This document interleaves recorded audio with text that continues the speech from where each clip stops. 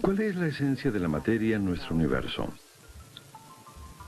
A lo largo de la historia, la mente humana se ha hecho esa pregunta. ¿Cuáles son los elementos químicos más pequeños que conforman nuestro mundo?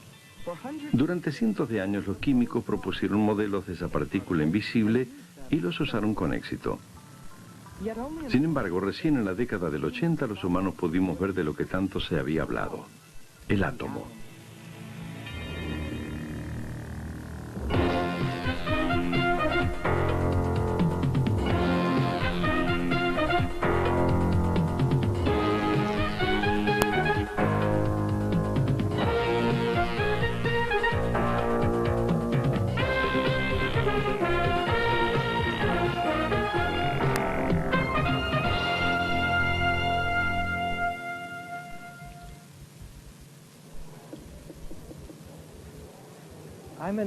Estoy en el Museo de Ciencias de New York, un animado museo participativo en Queens.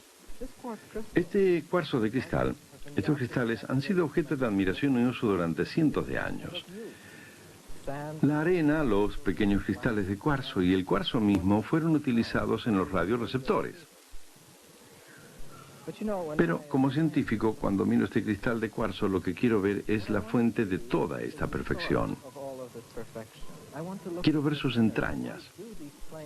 ¿Por qué estos planos se unen en este ángulo específico? ¿Qué es lo que lo hace transparente? Quiero separar este cristal en piezas cada vez más pequeñas para llevarlo a un microscopio que lo magnifique. Y puedo hacerlo. Cuando lo amplíe a 100 millones de veces, veré el componente indivisible del cuarzo: los átomos de silicona y oxígeno. En realidad no fue tan fácil como lo pinté yo. Nos llevó 2000 años ver esos átomos.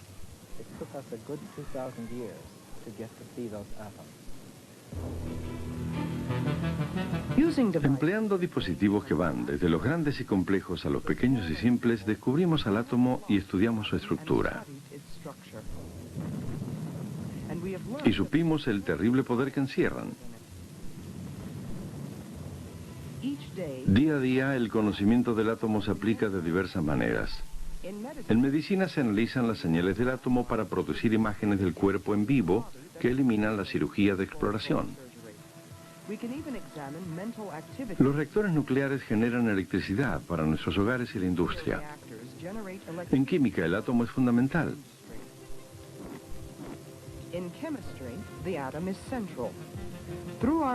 Por medio de nuestro conocimiento podemos predecir y controlar las reacciones químicas. Podemos desarrollar nuevas aleaciones de metales alterando propiedades para hacerlos más fuertes y más maleables, incrementando su conductividad eléctrica o manipulando su fuerza. Y ha nacido una nueva generación de cerámicas con buena conductibilidad y extremadamente fuertes.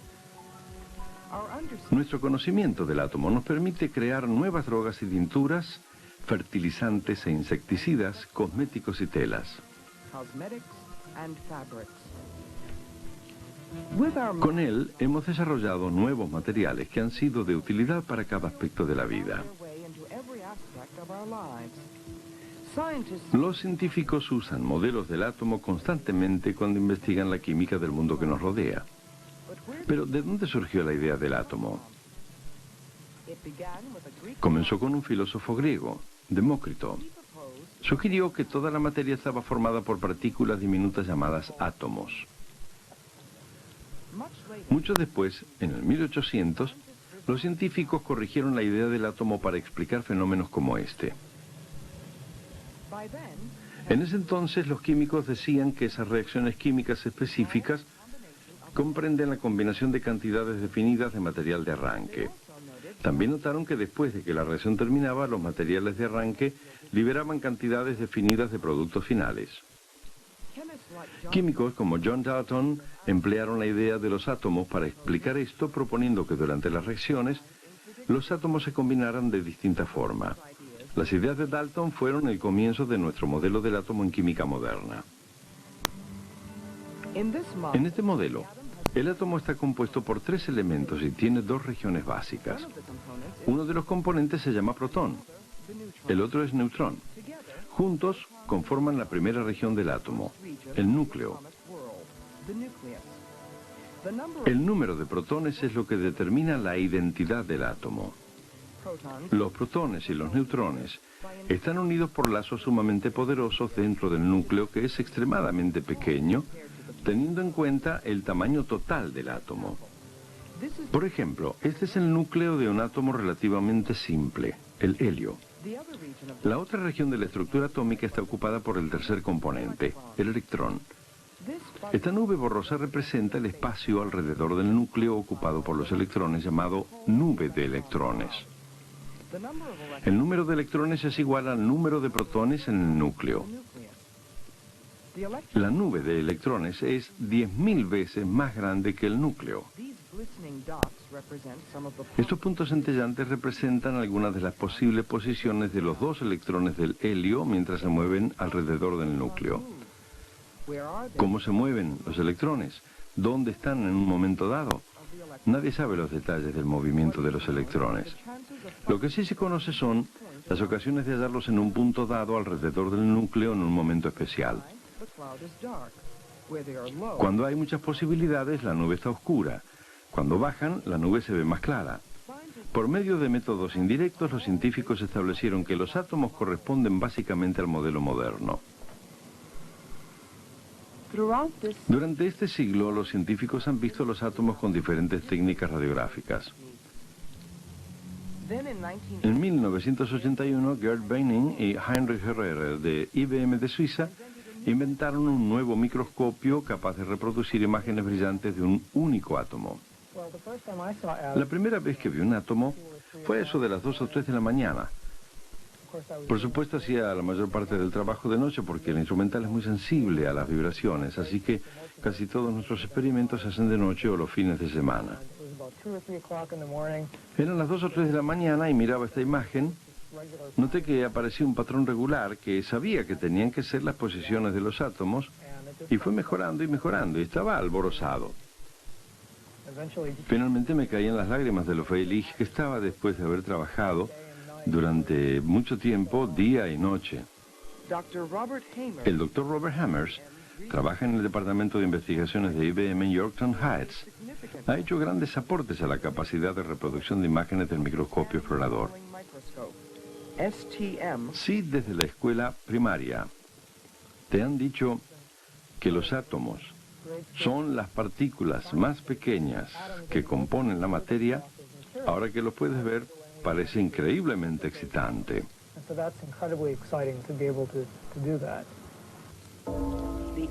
Este nuevo microscopio puede reproducir imágenes de 2 o 3 dimensiones o ambas y en colores. Aquí, cada cono es un átomo de silicona. Estas lanzas son los átomos del arsénico galio, un componente de los chips de computación. Y en esta imagen bidimensional podemos ver átomos de aluminio y silicona. Lo que sabemos del átomo en la actualidad es que está compuesto por un núcleo muy pequeño, formado por protones y neutrones, y que ese núcleo está rodeado de una nube difusa de electrones. Con el microscopio explorador estamos delineando los contornos de estas nubes de electrones. El microscopio usa una aguja extremadamente pequeña para trazar la forma de cada nube de electrones en un átomo, obteniendo imágenes como esta. Las imágenes de las partículas más diminutas de los elementos que nos rodean. Las imágenes de conceptos nacidos hace 2000 años. Imágenes del átomo. Una de las características únicas del microscopio explorador, además de ser uno de los pocos elementos con que se puede observar realmente los átomos, es su costo relativamente bajo y que brinda información tan valiosa. Creo que en 5 o 10 años cada departamento de química tendrá como mínimo un microscopio explorador.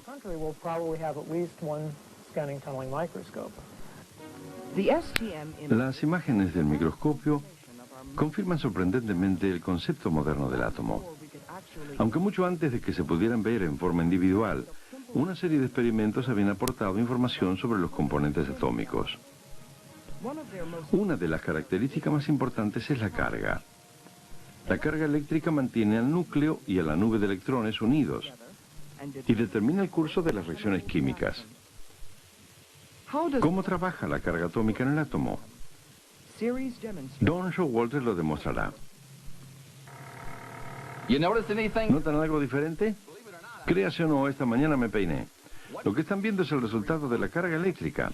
Este dispositivo produce una carga eléctrica que se transmite por mi cuerpo hasta los cabellos. La carga eléctrica es la que los hace parar. ¿Cómo sucede?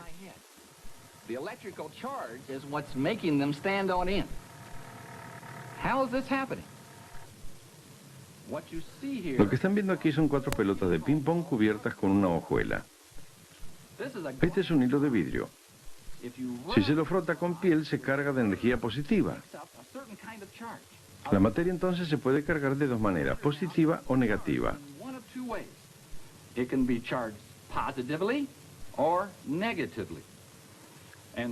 El tipo de carga es muy importante. Permítanme mostrarles por qué. Si tomo este hilo con carga positiva y lo paso cerca de la pelota, la carga se transfiere a ellas y miren lo que sucede. Se rechazan. Las pelotas tienen carga positiva y las pelotas con la carga positiva se rechazan.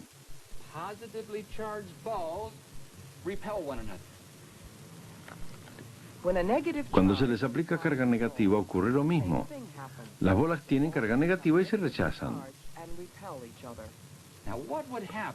Ahora bien, ¿qué puede suceder si tomo una bola con carga negativa y la muevo cerca de estas pelotas con carga positiva? Vamos a ver, probemos. Cuando las acercamos, miren, se atraen. Por lo tanto, la carga negativa atrae a la carga positiva. Cargas opuestas se atraen. Cargas similares se rechazan. Este es un concepto importante para aprender si queremos comprender el mundo del átomo. En el átomo, las cargas positivas y las negativas se atraen, manteniendo al núcleo y la nube de electrones unidos. ¿Cómo se descubrió qué componentes eran los positivos y cuáles los negativos? Un dispositivo experimental desarrollado por William Crookes nos acercó la respuesta. El tubo de Crookes produce una brillante corriente de electrones. Por medio de los campos electromagnéticos, los científicos pudieron separar los electrones. Con este procedimiento demostraron que los electrones tenían carga negativa. En un experimento similar se descubrió otra partícula. Tenía carga positiva y se la bautizó protón. Mucho después, en un experimento diferente, se halló una partícula sin carga y se la nombró neutrón. En cada átomo, un número de protones con carga positiva y de electrones con carga negativa conforman un balance. Así que la carga total del átomo es 0. El átomo es neutral. Pero el interrogante de cómo se arreglan las partículas positivas y negativas todavía necesitaba una respuesta. La primera clave vino de un experimento realizado por el físico Ernest Rutherford. Lo que ven aquí es una recreación del experimento de Rutherford. Él usó un elemento llamado polonio que emana partículas con carga positiva. Colocó el polonio en una caja de plomo como esta, con una pequeña abertura. Esta es una barrera de plomo. Tiene un agujero diminuto que permite que pase un delgado rayo de partículas con energía positiva. Aquí hay una abertura y aquí una hojuela de oro.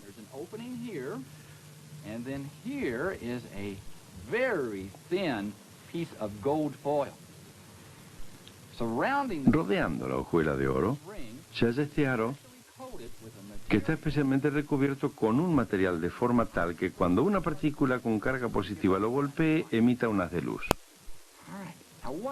Ahora bien, ¿qué piensan que pasaría si estas partículas con carga positiva se acercan a la hojuela de oro? Rutherford pensó que atravesarían la hojuela y chocarían con el aro por aquí, pero qué sorpresa le esperaba. Esto es lo que realmente pasó. La mayoría de las partículas atravesaron la hojuela y golpearon la pantalla de atrás, pero no fueron todas. Algunas se desviaron hacia los costados y alrededor de una cada 20.000 rebotaron en la hojuela y volvieron a su fuente. Rutherford estaba anonadado. Era como si lanzaras una bala de cañón de 15 pulgadas contra una hoja de papel tisú y que volviera hacia ti. ¿Qué era lo que desviaba algunas partículas? Rutherford calculó que cada átomo debía tener un núcleo, un centro con una gran masa y pequeño volumen con carga positiva. El cálculo debía ser lo suficientemente macizo como para desviar las partículas pesadas que lo bombardeaban. Y dado que esas partículas tenían carga positiva, entonces el núcleo tenía una carga positiva para rechazarlas. Así que de tanto en tanto una partícula se acercaba al núcleo y rebotaba. Pero la mayoría de las partículas pasarían por la nube de electrones con carga negativa. El experimento de Rutherford nos brindó un modelo simple del átomo. El núcleo pesado con carga positiva y la mayor parte de la masa y en derredor los electrones negativos. Gracias a la mecánica cuántica, un avance de la física del siglo XX, tenemos idea del movimiento de los electrones. La nube está representada en este modelo. Los electrones no orbitan como los planetas alrededor del Sol, pero se mueven. A veces están cerca del núcleo, otras alejados, y por lo general podemos determinar dónde se encuentran. Los electrones, aunque pequeños, se mueven por todo el átomo y cuando dos átomos se unen, de eso es lo que se trata la química, son los electrones los que primero se unen y no los núcleos. Esa es la razón por la que la química está interesada en los electrones. Marcan la diferencia entre el carbón, el hidrógeno o el plomo. ¿Qué tienen los electrones que hacen que los átomos de una sustancia se diferencien de todos los átomos de otra? Las sustancias básicas del mundo que nos rodea tienen un número diferente de electrones en sus átomos. Estos electrones se mueven alrededor del núcleo en patrones diferentes para cada tipo de átomo. Por ejemplo, ya hemos visto cómo se mueven los electrones dentro del átomo formando una nube como esta. Aquí hay una nube diferente que parece un reloj. La nube con forma de esfera se denomina nube S, la que tiene forma de reloj nube P. ¿Cuál es la diferencia entre ambas? La energía.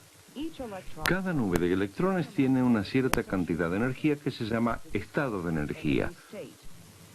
La forma de la nube depende del estado de energía. Si diagramáramos los niveles de energía de las nubes S y de las nubes P, se verían así. La nube P más arriba que la S, porque los electrones tienen más energía. Si se agrega energía a un átomo, es posible que el electrón cambie de forma. Cuando vuelve a su forma original, el átomo libera señales de energía.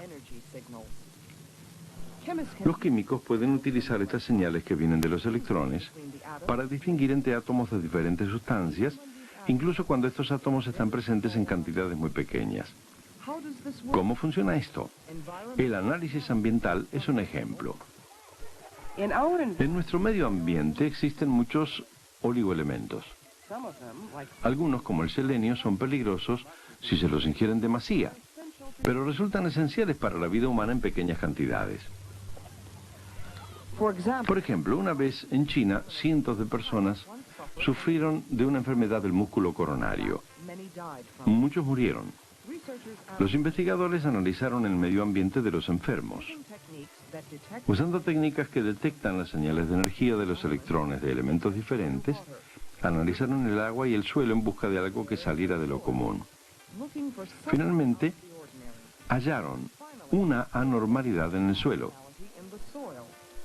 Le faltaba selenio, un oligoelemento vital. Las cosechas eran deficientes en selenio. Así no había lo suficiente en la dieta de los afectados. Esto fue lo que condujo a la enfermedad coronaria. Pero una vez que los habitantes comenzaron a consumir suplementos de selenio, se revirtió la enfermedad. Los análisis ambientales también utilizan las señales de los átomos para detectar la presencia de elementos nocivos, incluso en pequeñas cantidades. El plomo, por ejemplo. El plomo puede entrar en nuestro medio ambiente de muchas formas. Porque se usaba como aditivo para naftas, el plomo presente en nuestra atmósfera excedía niveles normales. Mucho de ese plomo se asentó en el suelo de las áreas urbanas donde todavía está. Desde el suelo, el plomo puede llegar al suministro de agua o a nuestros alimentos.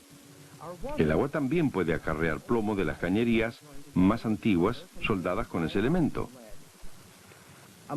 Una de las formas más venenosas del plomo está presente en la pintura a base de plomo. Hasta hace algunos años, todas las pinturas contenían plomo. Si accidentalmente se ingiere una gota de pintura, el plomo se acumula en el cuerpo.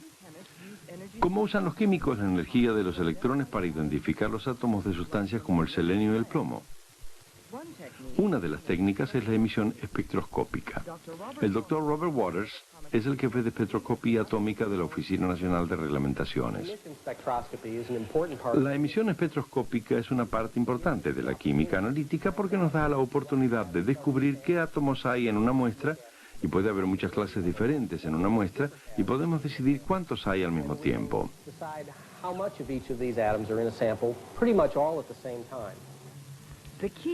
La clave de la emisión espectroscópica es el color. Cuando se aplica energía a una nube de electrones por medio del calor, despide una luz que es una mezcla particular de colores. Cada sustancia es diferente. Cuando el cobre se calienta, el color es azul. Para el sodio, amarillo. Para el litio, rojo. Para el bario, un verde pálido.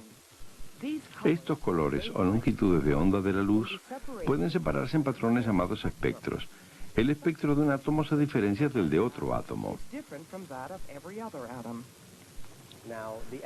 El plomo tiene distintos niveles de energía específicos y la longitud de onda de la luz que emiten sus electrones tienen un valor específico.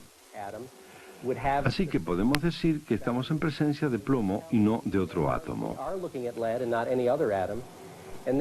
Y lo interesante es que el número de átomos de plomo en una muestra causará un cambio en la intensidad de esa longitud de onda en particular. Es decir, cuando más intensa sea la longitud de onda, mayor es el número de átomos de plomo presentes en la muestra de agua en la que estamos interesados por la investigación. ¿Qué le sucede al electrón cuando se aplica energía? ¿Cómo produce un espectro único? Aquí tenemos un electrón en una nube S. En circunstancias normales mantiene su nivel de energía, ni pierde ni gana. Esto se denomina nivel de masa. Cuando el electrón de una nube S se expone a la energía proveniente de una fuerza externa, por ejemplo cuando se lo ilumina, absorbe la energía y se altera. Si absorbe una cantidad de energía equivalente a la diferencia entre las dos nubes, ocurre algo único. La nube S cambia en nube P. El electrón sube un nivel de energía. El cambio es instantáneo y completo. No hay escalas entre la nube S y la P. Pero el electrón tiende a buscar el nivel de menor energía disponible. Es así que cuando absorbe energía y adquiere la forma P, el electrón libera energía en forma de luz de un color particular. Durante ese proceso vuelve al estado de masa, es decir, a la nube S, el nivel más bajo de energía. Pero mientras la fuente de energía esté presente, el electrón alterna entre las dos formas. Sigue emitiendo el mismo color de luz y la misma señal cada vez que pasa de un estado de excitación a uno de reposo.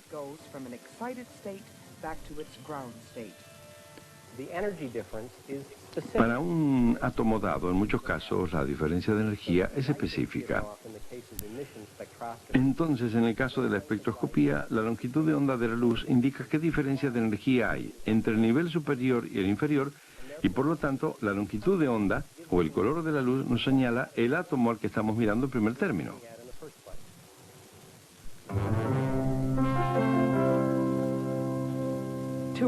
Resumiendo, entender cómo está compuesto el átomo es importante para comprender química. Según el modelo actual, el átomo tiene tres componentes: los protones con carga positiva, los neutrones sin carga y los electrones con carga negativa. Los electrones ocupan un espacio llamado nube de electrones. A cada nube le corresponde una forma distinta dependiendo del nivel de energía. Las más comunes son las formas S y P. Cuando la nube S se transforma en nube P significa que ha absorbido energía. Cuando ocurre lo contrario, se libera energía. Los científicos usan una técnica llamada emisión espectroscópica para analizar las señales de energía e identificar qué tipos de átomos están presentes. En otra exposición, en el Museo de Ciencias, vemos los diferentes colores que emiten los átomos en las lámparas. En este programa hemos visto la estructura de un átomo. Reconocimos las nubes de electrones alrededor del núcleo al comienzo del programa. En una imagen vieron cómo es un átomo real gracias al microscopio explorador. La química, al igual que cualquier emprendimiento humano, opera en distintos niveles. Con conocimiento parcial, incompleto, a veces no funciona. Pero aunque parezca increíble, la mayoría de las veces sale bien. 50 años antes que alguien supiera algo del átomo, se construyó una lista muy importante que resume todas sus propiedades. Esta lista se llamó Tabla Periódica de los Elementos y será el tema de nuestro próximo programa. Called the periodic table is the subject of our next program.